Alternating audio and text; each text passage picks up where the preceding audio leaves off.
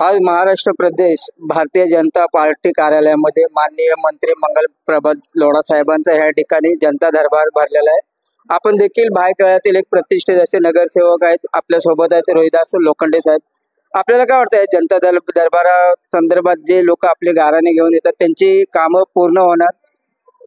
असं आहे की आजचा जनता दरबार हा महाराष्ट्र प्रदेश भारतीय जनता पार्टीच्या वतीने होता।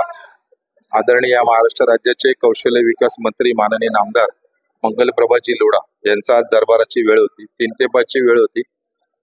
3 वाजता दरबार चालू झाला, जवळजवळ 5:15 वाजेपर्यंत दरबारची कामं सुरू होती। आणि मग तिथे रेशनिंगचं काम असेल, म्हाडाचं असेल, SRA प्रश्न असतील, रेल्वेचे प्रश्न असतील, मुंबई महानगरपालिकेचे प्रश्न असतील, अशा विविध प्रश्नांच्या तक्रारी लोक घेऊन आली होती। जवळजवळ असंख्य तक्रारी ह्या ठिकाणी नागरिक घेऊन आले। मी असं म्हणणार नाही की आज आले आणि उद्या त्यांचे प्रश्न सुटतील, परंतु त्यांच्या प्रश्नाची दखल घेतली जाईल। काही ठिकाणी लोढा सरांनी पत्र दिलेली आहेत लोकांना आणि त्या पत्राच्या माध्यमातून काही प्रश्न सुटतील। पण ह्या जनता दरबारचा जो उद्दिष्ट होता की जनसामान्यांचे प्रश्न सोडवले गेले पाहिजेत, त्यांच्या तक्रारी प्रशासकीय कार्यालयामध्ये कधी कधी विचारात घेतल्या जात नाही, त्यांना विचारलं जात नाही। त्या तक्रारी आज माननीय नामदार लोढा साहेबांनी ऐकून घेतल्या, त्या वेळ दिला आणि सर्व स्तराचे म्हणजे या दक्षिण मुंबईमध्ये जेवढे नागरिक होते, कुलाबा विभागातील असतील, भायखळा असतील, मलबारील असतील, मुंबादेवी असतील, या सगळ्या ठिकाणून शिवडी असतील, या सगळ्या ठिकाणून नागरिक आपल्या तक्रारी घेऊन आले होते। आणि निश्चितच आम्ही आशावादी आहोत भारतीय जनता पक्षाचे कार्यकर्ते की या जनता दरबारमध्ये बरेचसे प्रश्न सुटतील। माननीय महाराष्ट्र प्रदेशचे चंद्रशेखर बावनकुळे साहेब हे या ठिकाणी आले होते। त्यांनी लोढा साहेबांना विनंती केली, महिन्याच्या 1 दिवस आपण जनता दरबार भरू आणि या नागरिकांचे प्रश्न हळूहळू जितके कमी होतील तेवढे लोकांना न्याय मिळेल।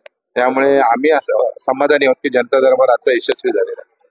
मागील 3 वर्षापासून आपल्याला नगरसेवक निधी मिळत नाहीये, तर आपण जनतेचे काम कशा प्रकारे करता?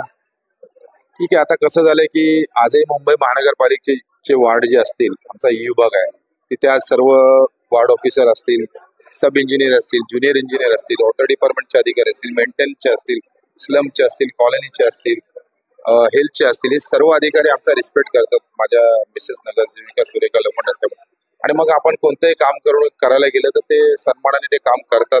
थोडा वेळ लागतो पण निर्णय होतो, न्याय मिळतो लोकांना।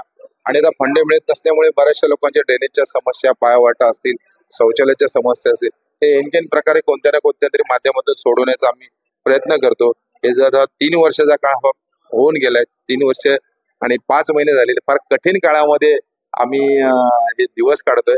पण लोकप्रतिनिधी म्हणून त्याची जबाबदारी असते की सर्वांना न्याय दिला पाहिजे आणि तो देण्याचा आम्ही कसोशीने प्रयत्न करतो। एक शेवटच्या येणाऱ्या निवडणुकीमध्ये तशी कठीण नाही, आमच्यासाठी खूप सोपी आहे आणि आम्ही ती सहजगत्या पार पाडू आणि आमचा प्रभाग काय होतोय त्याच्यावरती अवलंबून आहे।